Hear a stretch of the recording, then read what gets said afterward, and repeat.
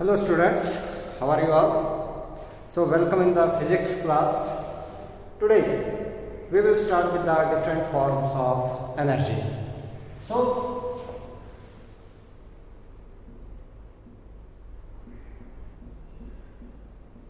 different forms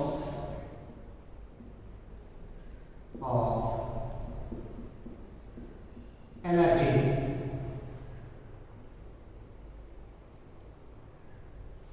We will discuss about some form of the energies, different forms of energy. तो सबसे पहले हम लोग कंसेप्ट लेकर के चलेंगे, that is our heat energy. Heat energy आपके पास क्या है?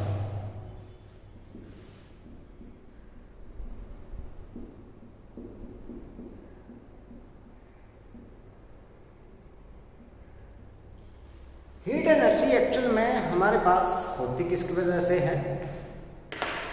It is the energy possessed by a body by virtue of the random motion of its molecules. Body के जो मॉलिक्यूल्स होंगे उनके जब रैंडम मोशन होगा तो उसकी वजह से जो एनर्जी पोजेस होगी, that energy is known as a heat energy. ठीक है, या मॉलिक्यूल्स की बात कर लें, अगर आपके पास कोई सॉलिड बॉडी है तो उसमें एटम्स की बात कर लेते हैं हम. ठीक है, सो it is the energy possessed by a body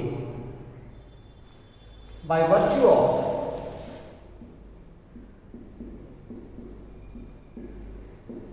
random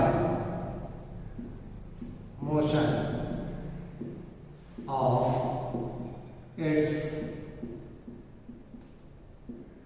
molecules.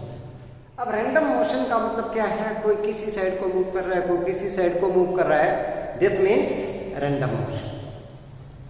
अब यहां पर हम लोग कंसेप्ट लेकर के चल रहे हैं किसका? हमने काइनेटिक एनर्जी का कंसेप्ट दिया हुआ था. पिछले चैप्टर में हम लोगों ने बात की थी फ्रिक्शन की. देखो हम लोग क्या करते हैं, व्हेन वी रब two bodies against each other than heat is produced. हम लोग हाथों को इस तरीके से क्या करेंगे, रब करेंगे, then what happens that heat is produced. तो यहाँ पर भी तो क्या हो रहा है आपके पास, due to the friction the heat is produced.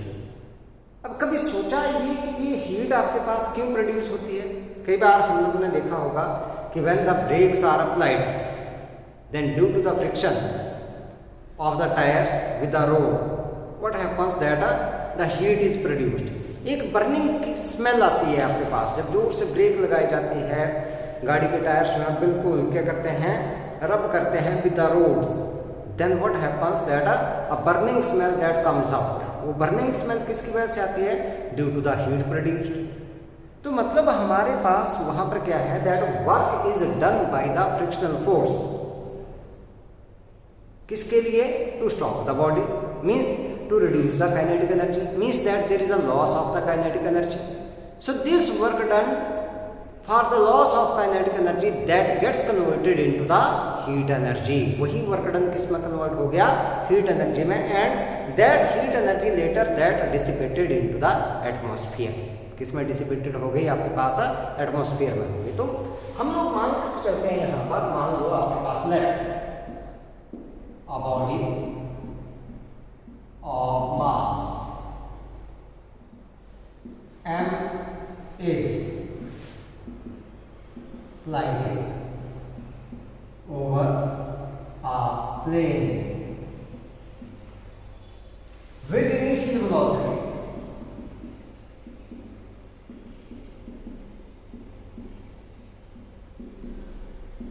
v comes to rest due to force of friction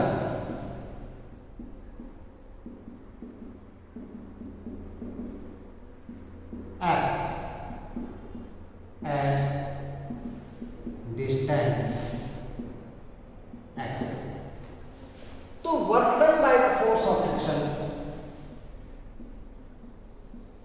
work done by force of friction to stop the body, that is equal to minus Fx.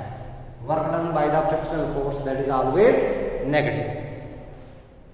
अब अगर हम लोग बात करें that the final velocity of the body that is equal to 0, क्योंकि body किस में आ गई, रेस्ट में आ गई, इसका मतलब फाइनल वेलोसिटी हो गई 0, तो final kinetic energy that is equal to 0. So according to work energy theorem,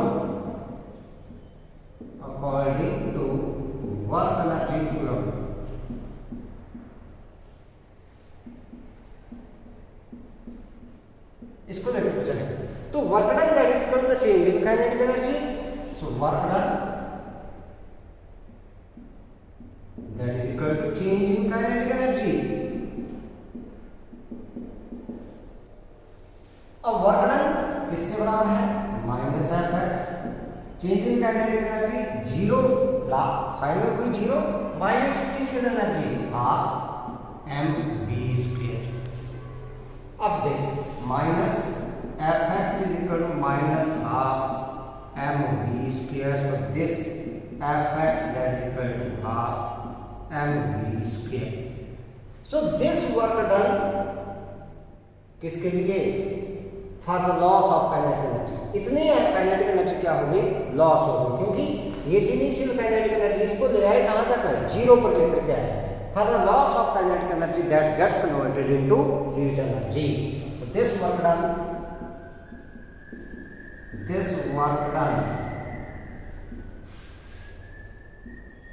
is converted into heat energy. यही किसमें कन्वर्ट हो जाएगा, आपके पास हीट एनर्जी में कन्वर्ट हो जाए. तो इस तरीके से फ्रिक्शन से भी क्या हो जाती है, आपके पास हीट एनर्जी प्रोड्यूस होती है, because it always opposes the relative motion. तो उसकी वजह से आपके पास क्या होता है कि that there is a loss of kinetic energy and that work done for the loss of kinetic energy that gets converted into heat energy. ठीक है. दूसरी तरह की जो एनर्जी है, सेकंड वन हम लोग बात करेंगे, तो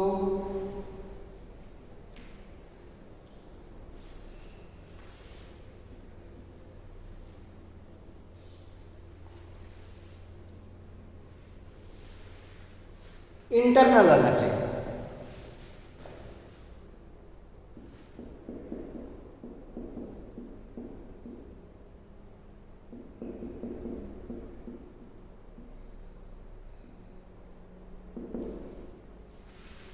इंटरनल एनर्जी किसी भी बॉडी और किसी भी सिस्टम की किससे मेजर की जाती है, by the particular configuration and there the motion of the molecules of the body.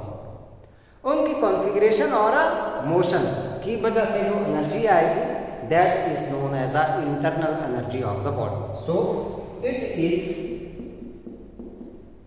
The energy possessed by a body by virtue of particular configuration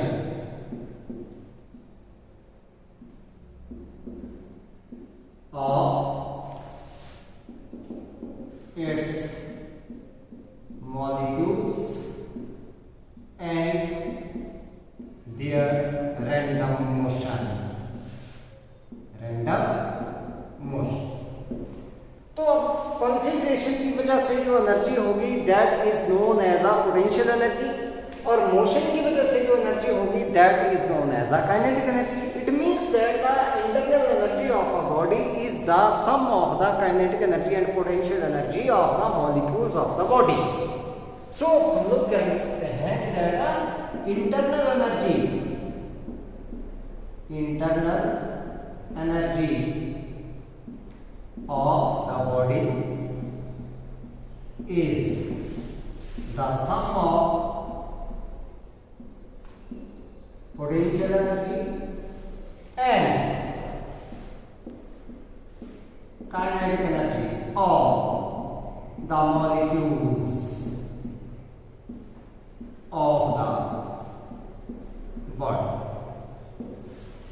ठीक है, तो हम लोग ये इंटरनल एनर्जी यू से अगर रिप्रेजेंट करें then it is potential energy plus kinetic energy के बराबर हम लोग लिख लेते हैं इसको।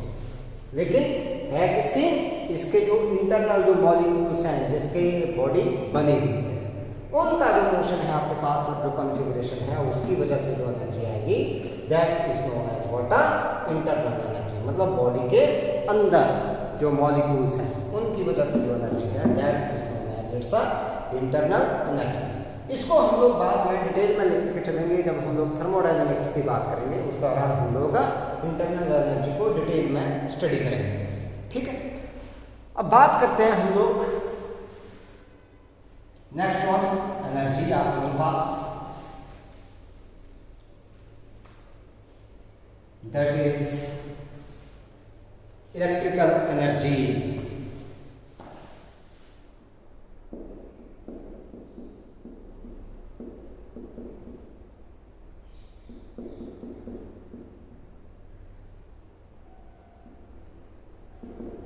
समझते हैं इसको पहले, इलेक्ट्रिकल एनर्जी आपके पास कौन सी है, क्या होता है हमारे पास।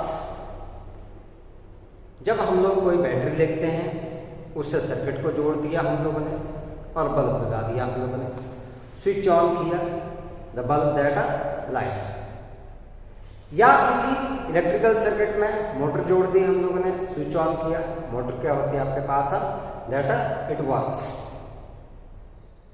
तो उस केस में आपके पास जो एनर्जी यूज हो रही है that energy is known as which one energy that is a electrical energy.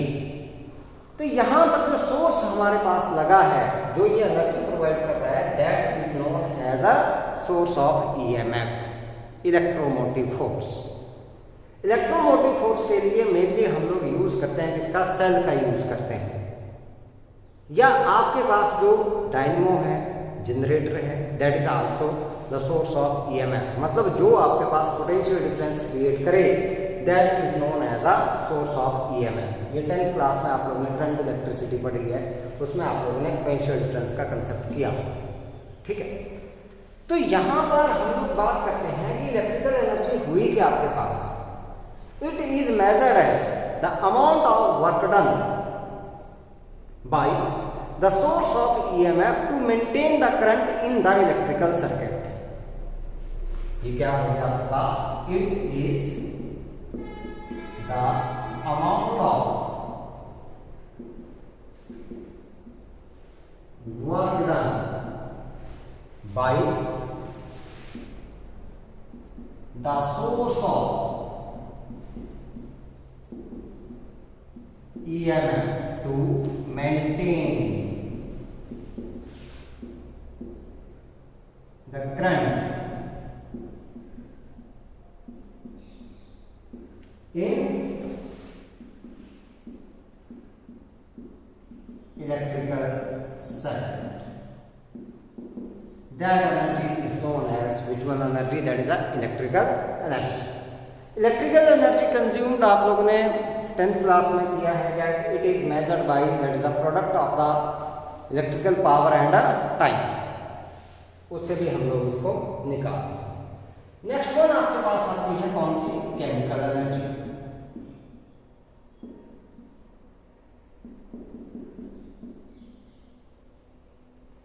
Chemical energy, chemistry, सारे बच्चे पढ़ रहे हैं केमिस्ट्री, जो फिजिक्स पढ़ रहे हैं शायद वो सारे के सारे केमिस्ट्री भी पढ़ते हैं। तो केमिकल एनर्जी आपके पास कब होती है, आपके पास दिस एनर्जी अराइजेस, जब आपके पास क्या होता है, when the molecules of different binding energy that undergoes chemical reaction, तो आपके पास या तो एनर्जी रिलीज होगी या आपके पास एनर्जी क्या होगी, एब्जॉर्ब होगी। That energy is known as what, chemical energy. जब एनर्जी रिलीज होती है तो हमारे पास रिएक्शन आती है एक्सोथर्मिक, एक्सो हीट रिलीज होती है जब आपके पास, और जब हमारे पास क्या होती है, हीट एब्जॉर्ब होती है, मतलब एनर्जी एब्जॉर्ब होती है, ठंडी हो जाती है आपके पास, टेस्ट ट्यूब देखना आप लोग, ठंडी हो जाती है, तो उसको बोलते हैं हम लोग एंडोथर्मिक, एंडोथर्मिक। तो ये क्या हुआ आपके पास, this is the energy which arises when the molecules of different binding energies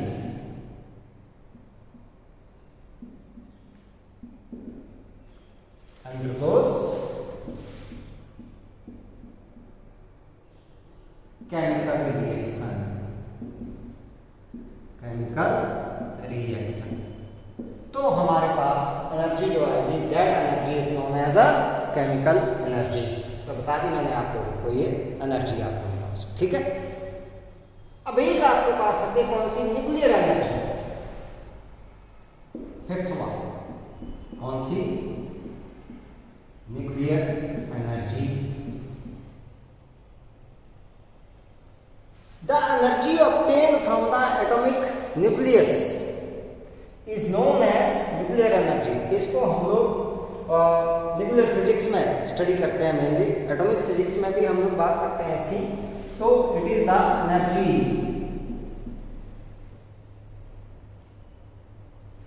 obtained from atomic nucleus।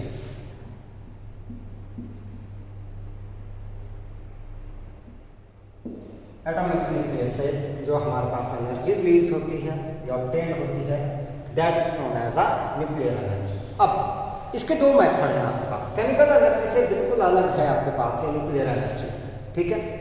इसमें मेनली हम लोग रेडियो एक्टिव मटेरियल्स का यूज़ करते हैं, जैसे यूरेनियम आ गया, थोरियम आ गया, पोलोनियम आप लोगों के पास आ गया, इन सभी का यूज़ करते हैं हम लोग।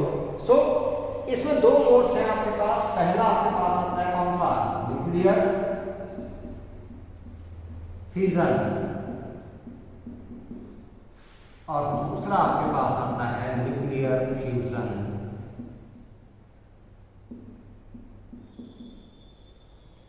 Nuclear fission and nuclear fusion.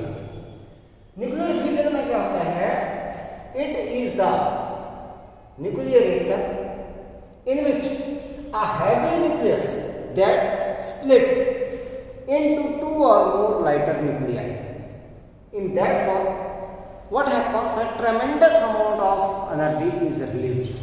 That is known as a nuclear fission. आप लोगों ने 10th क्लास में किया होगा, when the uranium 92-235 that is hit with the slow moving neutron, then it gets converted into barium and krypton and releases 3 neutron, ठीक है। तो वहां पर ट्रेमेंडस अमाउंट ऑफ एनर्जी जो थी आपके पास रिलीज हुई थी, तो वो आपके पास क्या है, that is a nuclear fission. मतलब एक हैवी न्यूक्लियस जो है वो टू और मोर स्मॉलर न्यूक्लियर में टूट गया। और न्यूक्लियर फ्यूजन में क्या होता है आपके पास, इन दिस प्रोसेस टू और more lighter nuclei fuse together, मतलब इकट्ठे होंगे आपके पास, fuse together to form a heavy nucleus. हमारा सन है, स्टार्स हैं, इनमें जो भी रिएक्शन आपके पास हो रही है, that is which one, that is a nuclear fusion. तो उसमें भी क्या हो रहा है आपके पास, दैट है ट्रेमेंडस amount of heat energy that is a released. तो ये सारी की सारी एनर्जी आपके पास कहाँ से निकल रही है, that is obtained from the atomic nucleus, ठीक है। कहाँ से ऑब्टेन्ड हो रही है, फ्रॉम द एटॉमिक न्यूक्लियस। अब यहीं पर हमारे पास आइंस्टाइन ने एक बहुत ही इंपॉर्टेंट रिलेशन दिया था, that is a energy mass equivalence की बात की थी, उसकी बात कर लेते हैं हम लोग।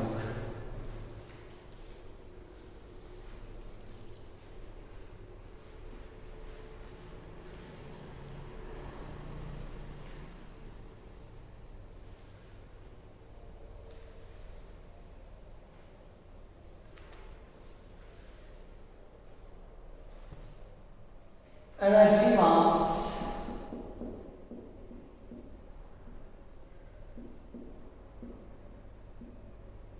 equivalence.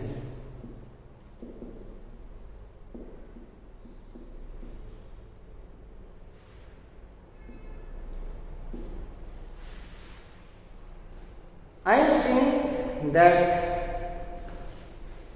have given very important relation for which he got Nobel Prize, and that relation is also known as energy mass equivalence. ठीक है. So according to Einstein,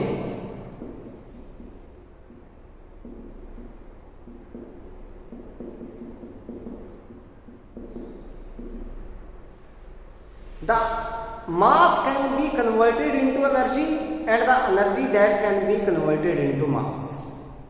मतलब मास को हम लोग एनर्जी में कन्वर्ट कर सकते हैं और एनर्जी को किस में कन्वर्ट कर सकते हैं, मास में कन्वर्ट कर सकते हैं. सो एनर्जी पहले लिख लेते हैं, मास लिख लेते हैं पहले, ठीक है. मास कैन बी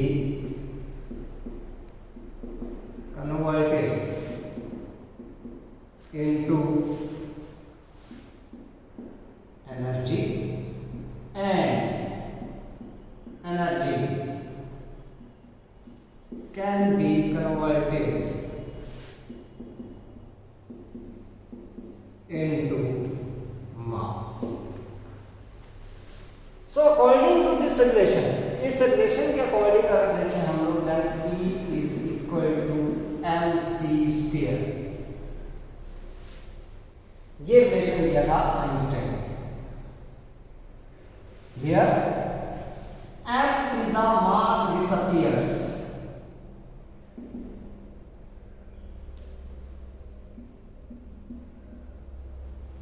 मास डिसअपियर होगा, एनर्जी क्या होगी, अपीयर होगी. तो ये क्या आ गया, is the energy appears.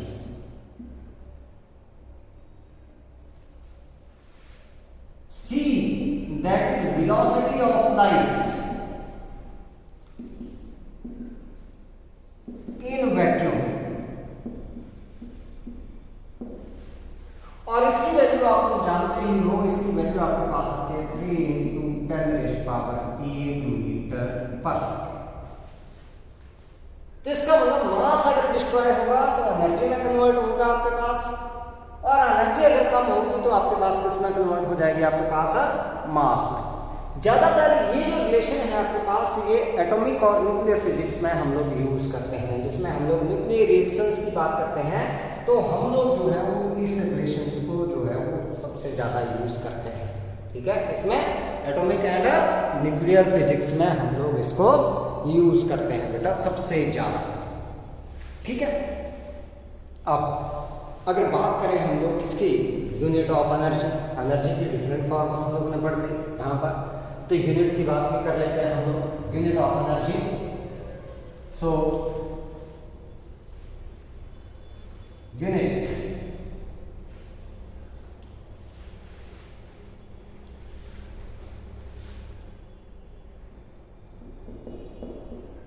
Of energy, सभी को पता है that the SI unit of energy, किसी भी तरह की एनर्जी हो आपके पास, whether it is a mechanical energy, mechanical energy में आपके पास काइनेटिक एनर्जी आ गई, पोटेंशियल एनर्जी आपके पास आ गई. ठीक है. Weather it is a heat energy, whether it is a electrical energy, whether it is a internal energy, whether it is a nuclear energy, जो भी आप लोगों के पास एनर्जीज हम लोग ने जो फॉर्म की, कोई भी फॉर्म आपके पास, whether it is sound energy, whether it is a light energy, any form of energy, every kind of energy that have SI unit joule. कौन से यूनिट आएंगे आपके पास, joule. So SI unit of energy is joule. सभी को पता है किससे डिनोट करते हैं हम लोग, डिनोटेड बाय कैपिटल J. लेकिन in atomic and nuclear physics we also measure the energy in electron volt. किसमें मेजर करते हैं, इलेक्ट्रॉन वोल्ट में हम लोग मेजर करते हैं. But in atomic and nuclear physics we also measure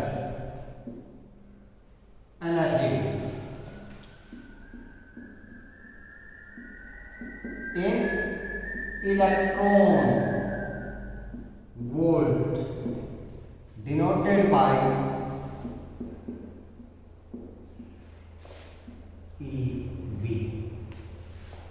EV से डिनोट करना है हम लोग, किसमें मेजर करते हैं? इलेक्ट्रॉन। तो नए यूनिट कर दिया हम लोग ने कौन से? Electron volt, that is also the unit of energy, but this is not the SI unit. ये SI यूनिट नहीं है। SI यूनिट क्या, अगर पूछे जाए तो कौन से हुए? जूल ही हुए आपके पास, ठीक है। लेकिन ये और तरह के यूनिट है आपके पास, जो कि हम लोग इसमें एटॉमिक और न्यूक्लियर फिजिक्स में जिसको यूज कर लेते हैं कई बार। अब देखते हैं हमारे पास 1 इलेक्ट्रॉन वोल्ट हुआ क्या आपके पास? 1 इलेक्ट्रॉन वोल्ट हम लोगों ने डिफाइन करना है। अब देखो, एक इलेक्ट्रॉन, 1 इलेक्ट्रॉन वोल्ट का मतलब एक इलेक्ट्रॉन, और ये वोल्ट किसके यूनिट है? पोटेंशियल डिफरेंस के। इसका मतलब हाई क्या ये? एनर्जी। So 1 electron volt is the energy gain by an electron when accelerated through a potential difference of 1 volt. क्या हुआ आपके पास है? 1 electron volt is the energy gain by an electron when accelerated through a potential difference of 1 volt. So क्या हो गया आपके पास? 1 electron volt is the energy gain by an electron when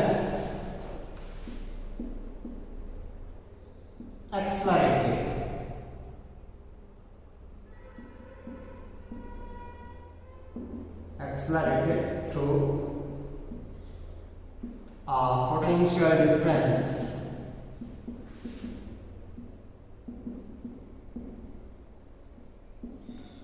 of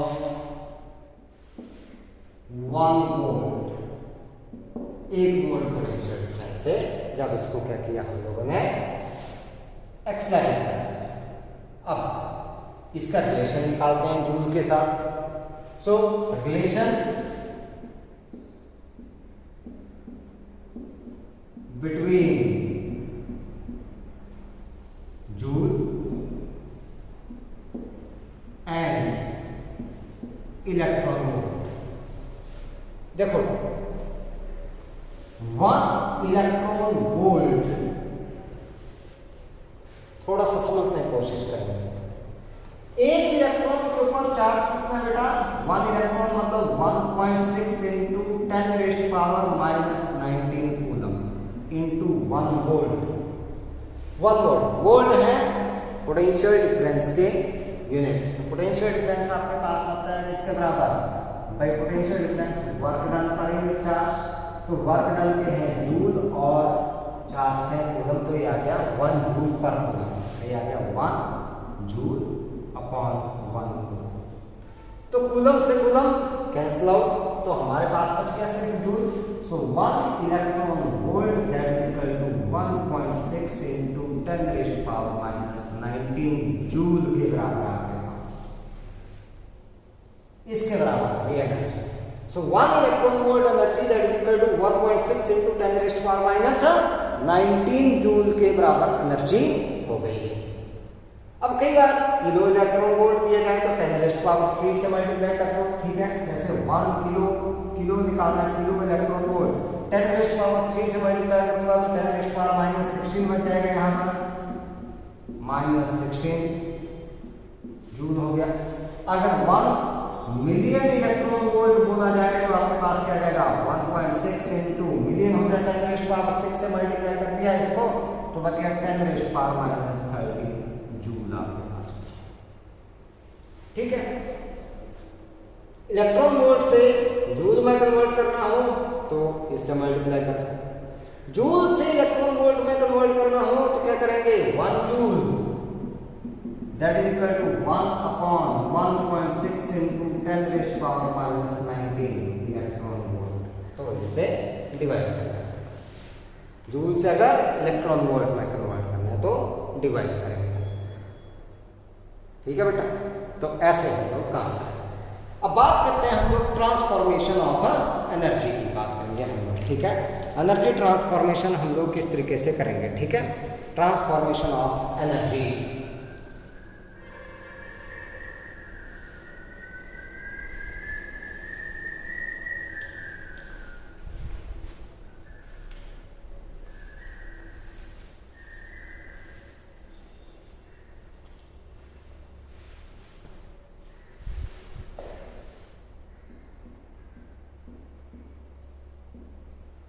transformation of energy. अब इसका मतलब क्या हुआ? इसका मतलब हुआ the phenomenon of conversion of energy from one form to another form. एक फॉर्म से दूसरी फॉर्म में कन्वर्ट करना एनर्जी को, that is known as a transformation of energy. तो बस वही हम लोग बोल सकते हैं। So it is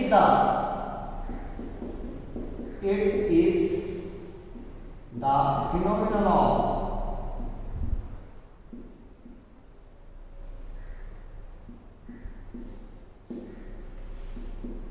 change of one form of energy into one form of energy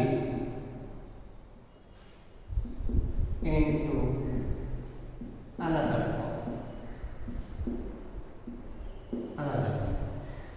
एक फॉर्म से इसमें दूसरी फॉर्म में कन्वर्ट करें।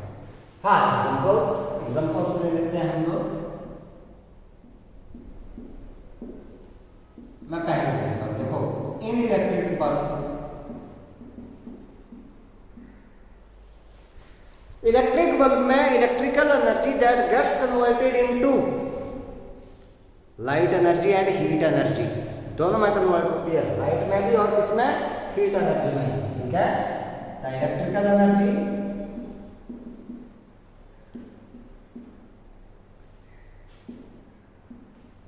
कन्वर्टेड इनटू किसमें, आपके पास light energy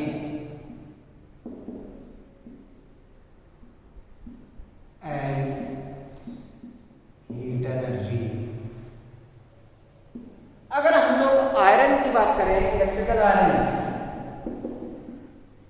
in electrical iron, और गीजर की बात करें हम लोग, ठीक है।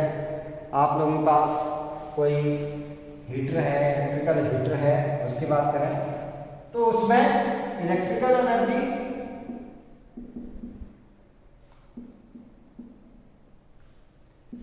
converted into heat energy।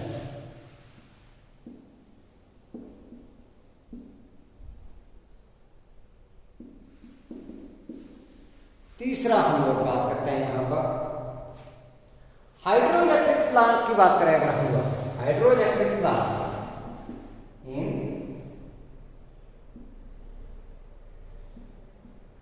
Hydro electric plant क्या होता है आपके पास, potential energy of water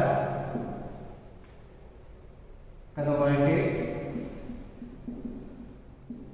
into kinetic energy and ultimately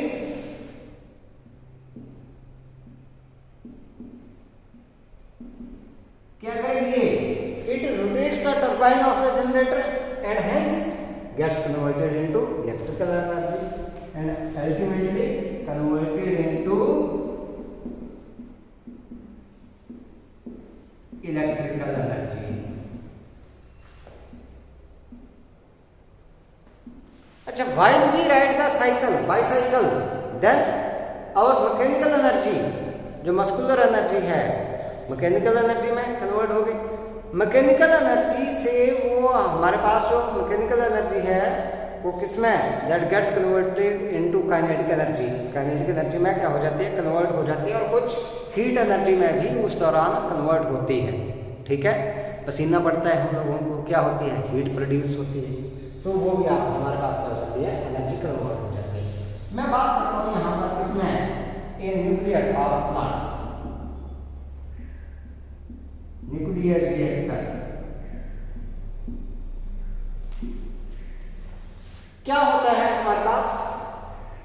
nuclear energy है हमारे पास, या एटॉमिक एनर्जी की बात करें हम लोग, जो मास है, that mass that gets converted into energy, मतलब उसमें क्या होता है आपके पास, that there is always mass defect.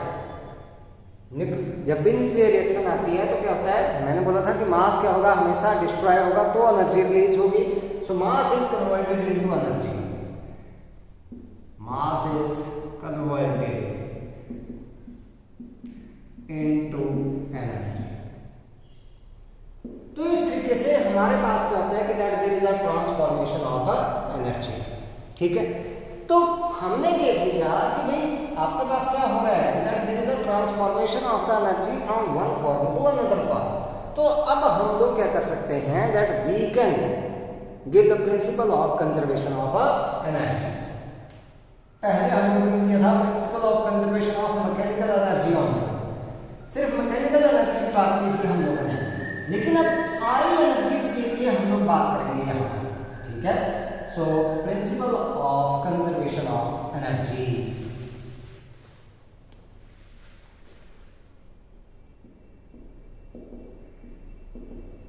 Principle of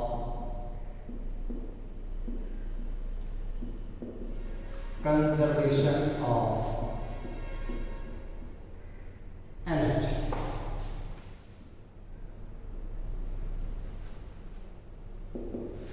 ये देखते हैं,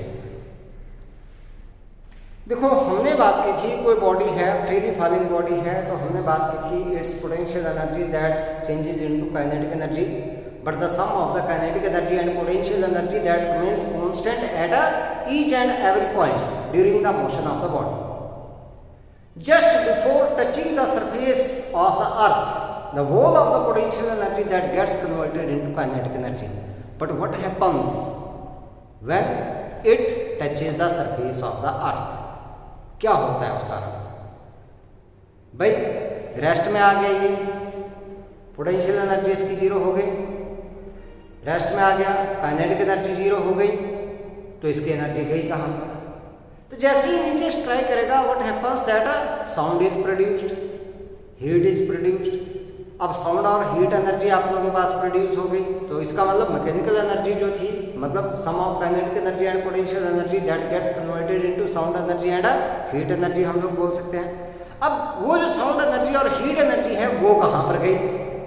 अब जैसे मैं बोल रहा हूँ, आप लोग सुन रहे हो, ये साउंड जो है ये भी एनर्जी है, लेकिन इसके बाद ये कहाँ पर जा रही है? हम लोग अगर principal of conservation of energy दें तो ये एनर्जी फिर कहाँ पर जा रही है, उसकी बात भी कर लेते हैं हम लोग। तो पहली बात तो ये बोली गई है कि अगर हमारे पास सिस्टम है आइसोलेटेड, आइसोलेटेड मतलब जिसके ऊपर कोई भी एक्सटर्नल फोर्स जो है वो एक्ट नहीं कर रहा है, तो total energy of the system that remains constant. पहले तो हम लोग इस तरीके से बोल देते हैं, ठीक है। So for isolated system the total energy of the system remains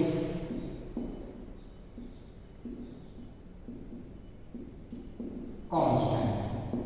ये तो कांस्टेंट रहेगी आपके पास, ठीक है। Total energy of the system that remains constant. अब मैंने जो एग्जांपल दिया अब उसमें क्या करें हम, ठीक है। चलो इसको थोड़ा सा और कर लेते हैं हम लोग दैट, और हम लोग क्या बोल सकते हैं कि भाई जो पहले काइनेटिक एनर्जी थी, पोटेंशियल एनर्जी थी, काइनेटिक एनर्जी में चेंज हो गई, लास्ट में टकराई तो किस में हो गई? हीट और साउंड एनर्जी में क्या हो गई आपके पास? चेंज हो गई। तो हम लोग क्या बोल सकते हैं कि that energy can neither be created nor be destroyed but can be converted from one form to another form, ठीक है। So energy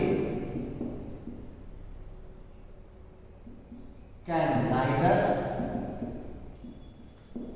B created nor be destroyed, but it can be converted from one form to another।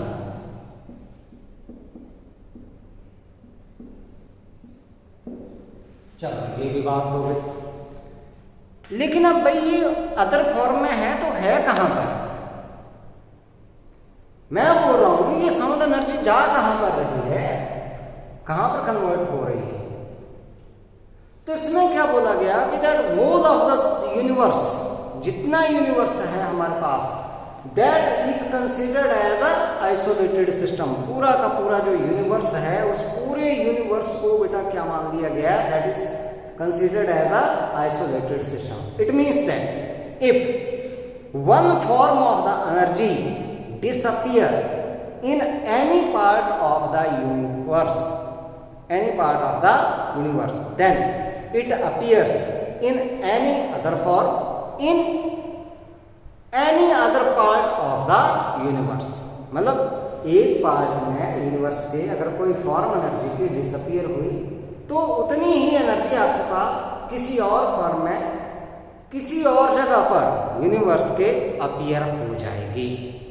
ठीक है, तो इस तरीके से हम लोग क्या दे देते हैं? That the principle of conservation of energy देखते चलते हैं।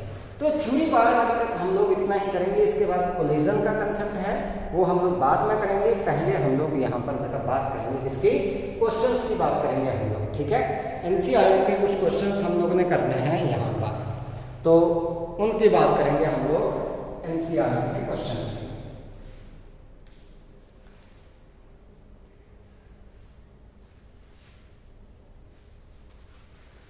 मैं चलूंगा पहले एग्जाम्पल से।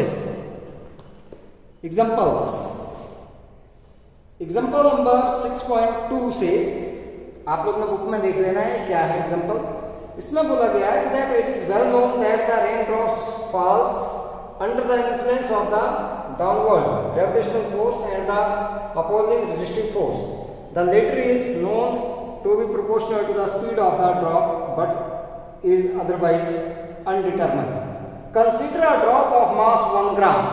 ड्रॉप दे दी गई हमारे पास, एग्जांपल है 6.2। 6.1 हम लोग पहले कर चुके हैं, डॉट प्रोडक्ट से रिलेटेड है वो पहले कर चुके हैं हम लोग। ठीक है, 6.2 है। इसमें बोला गया है ड्रॉप ऑफ मास दे दिया गया 1 ग्राम। 1 ग्राम का मतलब 10⁻³ kilogram. Falling from a height of 1 kilometre. कितनी हाइट से? 1 किलोमीटर, मतलब 10⁻³ मीटर से ये आपके पास फॉल हुआ है। ठीक है, it hits the ground with a speed of 50 metre per second. इसका मतलब ये चला तो इससे और इसने हिट किया किससे? 50 मीटर पर सेकेंड से इसने हिट कर दिया इसको, ग्राउंड को। What is the work done by the gravitational force and what is the work done by the unknown resistive force। Gravitational force और रेजिस्टिव फोर्स से वर्क डन हम लोगों ने निकाला है यहाँ पर। UG is equal to 10 metre per second square. तो पहला निकालेंगे work done by the gravitational force. Gravitational forces these are conservative forces, तो ये आपके पास पाथ के ऊपर डिपेंड करते ही नहीं है।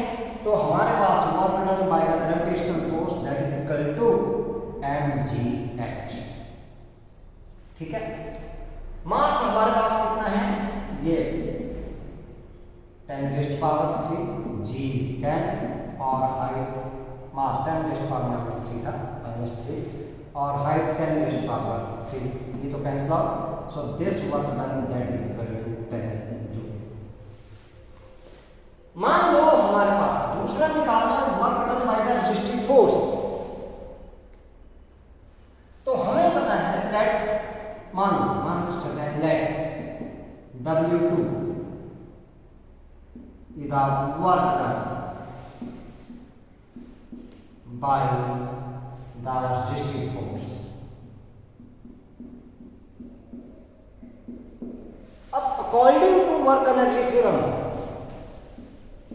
वर्क एनर्जी थ्योरम लगाएंगे हम लोग यहां पर। According to work energy theorem, work done is equal to change in kinetic energy of the body। Work done आगे दो रेजिस्टिव फोर्स की वजह से। Change in kinetic energy half M V square minus half M U square, this is the work done. अब ये work done देखिए, ये तो है किसके बराबर, 10 जूल के बराबर निकाला है, ठीक है। So that is 10 plus W2 is equal to half, mass कितना बेटा 10 रेज़्ड पावर माइनस 3, V कितना है 50 का स्क्वायर माइनस U 0 है तो ये आपके पास हो गया 0। अब यहां से देखते हैं, सो 10 plus this work done that is equal to half into 10 raised power minus 3 into 25 into 10 raised power 2, या माइनस यहाँ से। सो ये तो कैंसिल आउट हो गया, 12.5 बन जाएगा,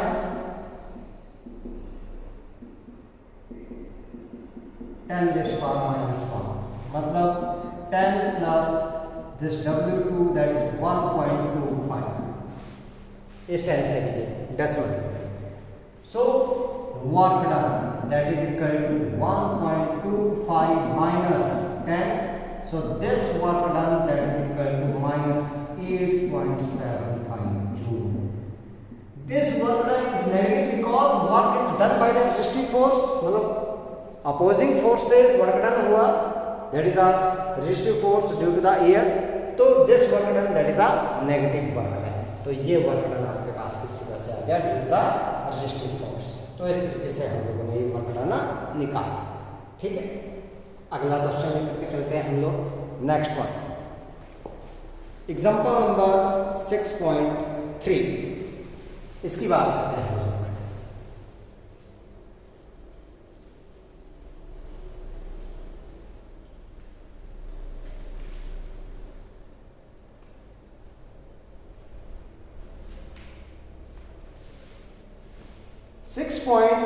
example,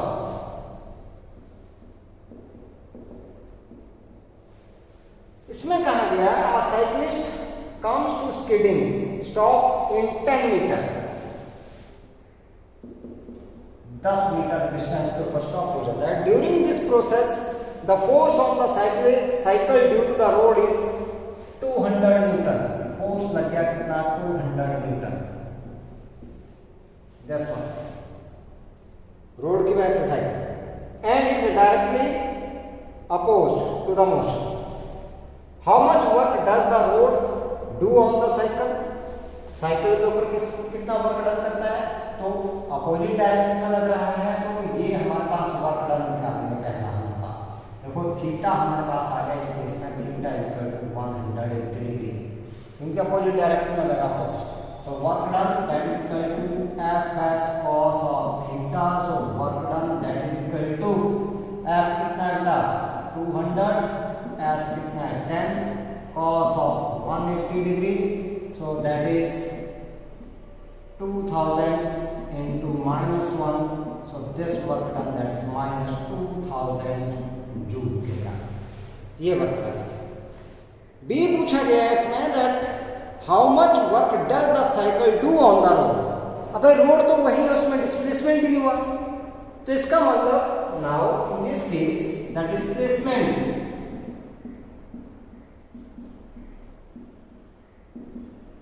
on the road S is equal to 0। Therefore force तो उतना लगेगा, अपोजिट डायरेक्शन में लगेगा, फोर्स तो आपके पास force applied that is 200 Newton, but the work done that is equal to F as cos of theta, so work done F into 0 cos of theta, बाकी लिखने की जरूरत नहीं है, so this work done that is equal to 0, कितना हो गया 0, ठीक है। नेक्स्ट क्वेश्चन लेकर के चलते हैं हम लोग, क्वेश्चन नंबर 6.4 की बात करते हैं, ठीक है, बढ़िया क्वेश्चन है। 6.4 की बात करते हैं हम लोग।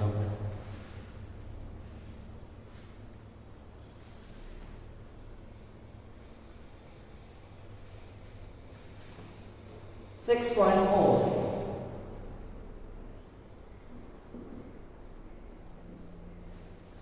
A इसमें क्या बोला गया हमारे पास, that in a ballistics demonstration a police officer fires a bullet of 50 mass 50 gram, mass दे रखा है बुलेट का 50 ग्राम, 50 × 10⁻³ किलोग्राम। जरूरत पड़ेगी तो यूज कर लेंगे, नहीं तो छोड़ो।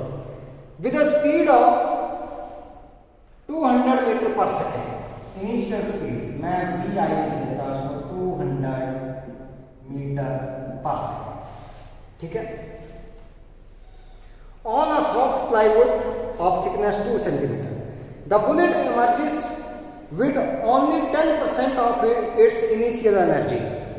कैसे इमर्जेस होती है? With 10% of its initial energy. What is the emergent speed of the bullet? मतलब इनिशियल एनर्जी का 10% के साथ इमर्जेस होती है उस बोर्ड में।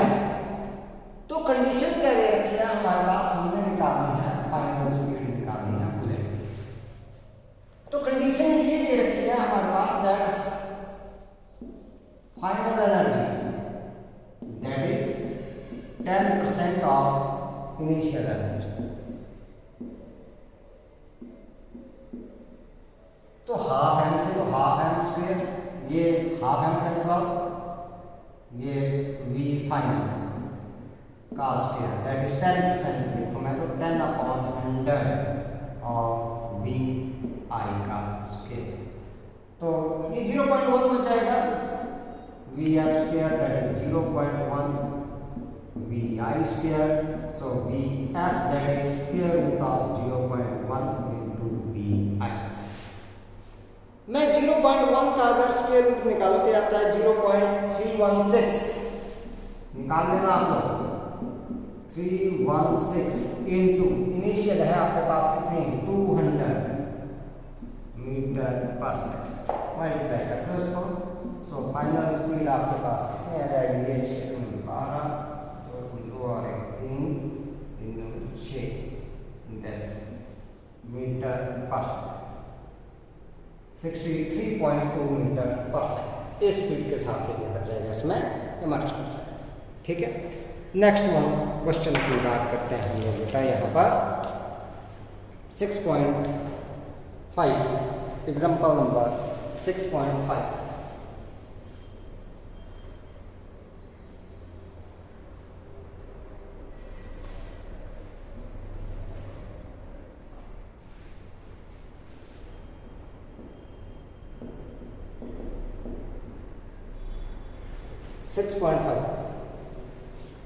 A woman pushes a trunk on a railway platform which has a rough surface. She applies a force of 100 Newton over a distance of 10 meter. Thereafter, she gets progressively tired and her applied force reduces nearly with the distance to 50 Newton. The total distance through which the trunk has been moved is 20 meter. Plot the force applied by the woman and the frictional force which is 50 Newton versus displacement graph. Calculate the work done by the two forces over 20 meter. ये condition है हमारे पास, देखते हैं किस तरीके से।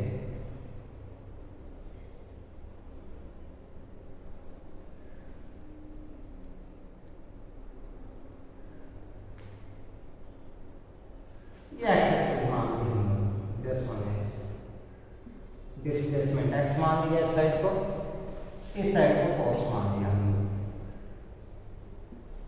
Force है Newton में और डिस्प्लेसमेंट में मान लिया मीटर में, ठीक है। अब यहां पर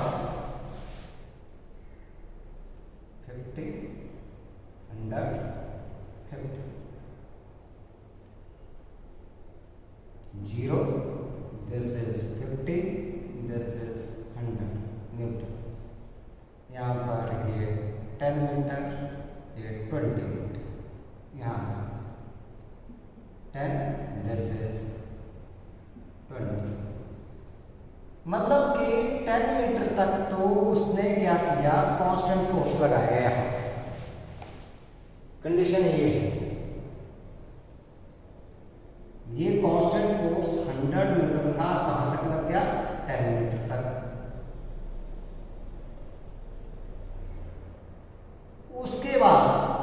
जो फोर्स है वो डिक्रीज हो गया कहाँ तक, 50 न्यूटन तक। जैसे ही वो 20 मीटर और गई तो फोर्स डिक्रीज हो गया ये ऐसे ऐसे आ गया, 50 न्यूटन पहुंच गए यहाँ। एक फ्रिक्शनल फोर्स है ये इस साइड को आएगा, तो ग्राफ इस साइड को तो ऐसे ही बन जाएगा ये बात, तो यहाँ से तो सीधा ऐसे ही ड्रॉप। मैं नाम दे देता हूँ उसको A, this is B, this is C, this one is D, this is E, and this is G, this is H.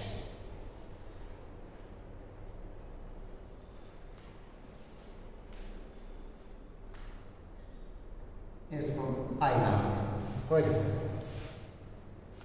अब पहले वर्क डन निकालेंगे by the applied force, area under the force displacement graph. So work done by applied force that is area कौन सा, ABCI plus area कौन सा, ICDE। ये rectangle है, ये ट्रेपेजियम है। सो दिस वर्क डन, मैं W1 मान लिया इसको। सो क्या आ जाएगा इसका, ये लेंथ इनटू ब्रेड्थ, ये 100 इंटू 10, यहाँ तक 10 है आपके पास, plus half into sum of the parallel side 100 plus 50 into perpendicular distance कितनी आ गई, 10 आ गई। So this is equal to 1000 plus ये 5 हो गया आपके पास, that is 150 into 5। So this work done that is equal to 1000 plus 750। So work done that is equal to 1750 joule. अब work done by the force of friction, ये rectangle आपके पास आ जाएंगे जैसा थोड़ा सा ऐसे, ठीक है। Work done by force of friction, W2 नाम दे दिया मैंने इसको। तो एरिया ये आ जाएगा, एरिया कौन सा, AEGH रेक्टेंगल बन रही है, that is -50 into 20, that is equal to -1000 joule. This one is the work done by the force of a friction. ये हमारे पास है, ठीक है। अगला क्वेश्चन लेकर के चलते हैं हम लोग। अभी 6.6 आप लोगों ने रहने देना है, बाद में कराऊंगा आपको बेटा, लॉग से है। 6.7 भी अभी रहने दो, ये डेरिवेशन आएगी एक। और 6.8 देखते हैं हम लोग क्या है।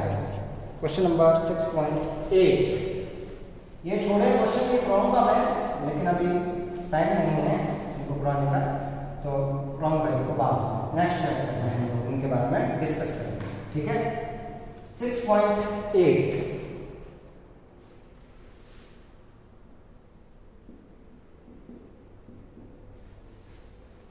इसमें बोला गया कि that in the simulate car accident auto manufacturer study the collision of moving cars with mounted springs of different spring constants. Consider a typical stimulation with a car of mass 1000 kilogram. Car दे दी गई जिसका मास है 1000 kilogram. मैं इसको लिख देता हूँ 10⁻³ किलोग्राम। ये हमारे पास दे रखा है। Moving with the speed of 18 kilometre per hour. किसके साथ? 18 kilometre per hour, that is 18 into 5/18 metre per second, तो ये आ गया 5 मीटर पर सेकेंड, ठीक है। This on a smooth road and colliding with a horizontal mounted spring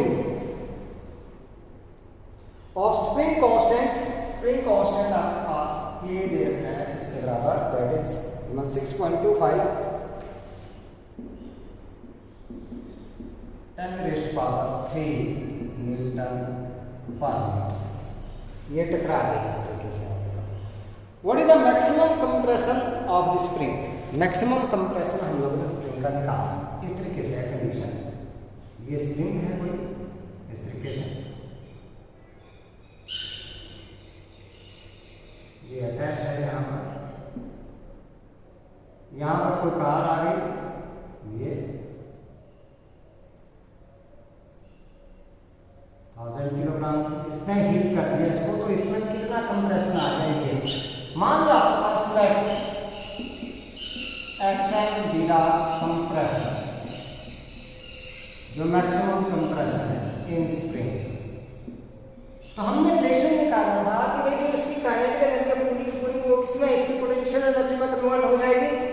तो हम लोग क्या बोल सकते हैं यहाँ पर, that is half K XM² that is equal to half mv²।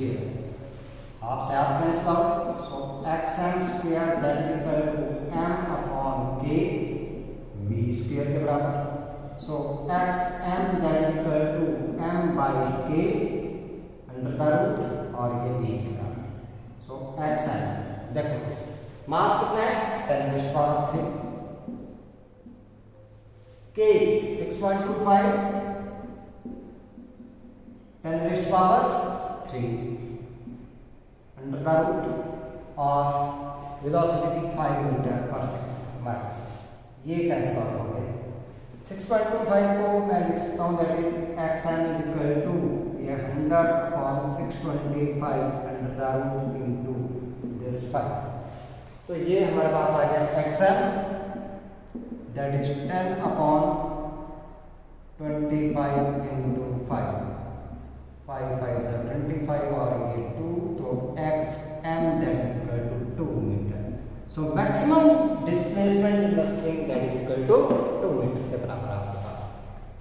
इस तरीके से आपको ये निकालना। चलो एक और क्वेश्चन करते हैं 6.9, अभी नहीं करना है आप लोगों ने बेटा। 6.10 आप लोगों के लिए असाइनमेंट है, असाइनमेंट है आप लोगों ने, कन्वर्जन है एनर्जी की, तो वो करने आप लोगों ने टेबल को देख करके। 6.10 हम लोग बात कर रहे हैं 6.11 क्वेश्चन नंबर, ये एग्जांपल नंबर 6.11।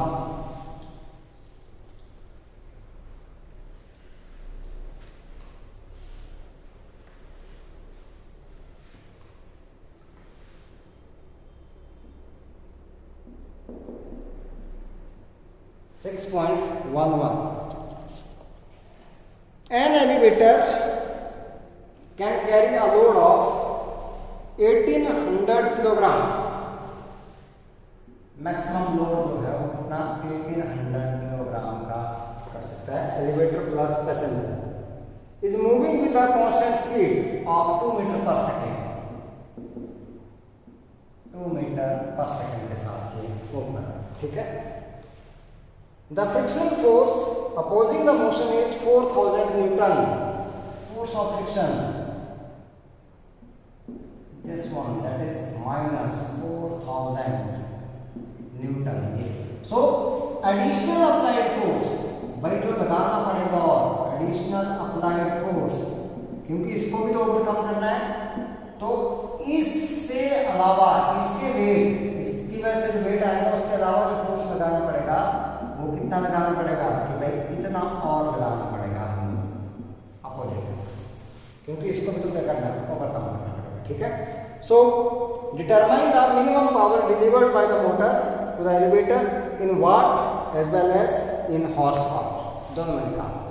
तो पहले निकाल लेते हैं force, that is equal to mg plus mg आएगा प्लस दिस वन 4000, तो this force that is equal to mg, आपके पास मास है 1800, g की value 10 plus 4000, so that is 18,000 plus 4,000, so that is equal to 22,000 newton, ये force है।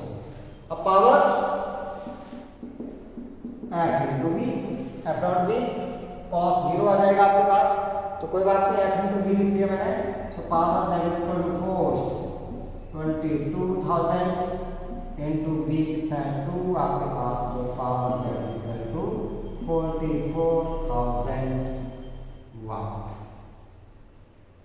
अब horse power में निकालनी है, ठीक है। पावर किसमें निकालेंगे? Horse power. So this power that is equal to कितना निकाले थे हम लोगों ने 44,000 अपॉन 746 हॉर्स पावर, क्योंकि एक हॉर्स पावर के बराबर होता है दैट इज 746 वाट के बराबर। So this power that comes out to be 58.98 horse power, या हम लोग बोल सकते हैं दैट इज 59 हॉर्स पावर के करीब आपके पास आ जाएंगे, ठीक है बेटा। तो आप लोगों ने जो एग्जांपल नंबर 6 पॉइंट ये आप लोगों को बताया था 6.10, ये आप लोगों ने करना है, ठीक है। ये इसको आप लोगों ने सॉल्व करना है, ठीक है बेटा। और बाकी आज के लिए इतना ही है। So stay healthy, stay safe, have a nice time, thank you.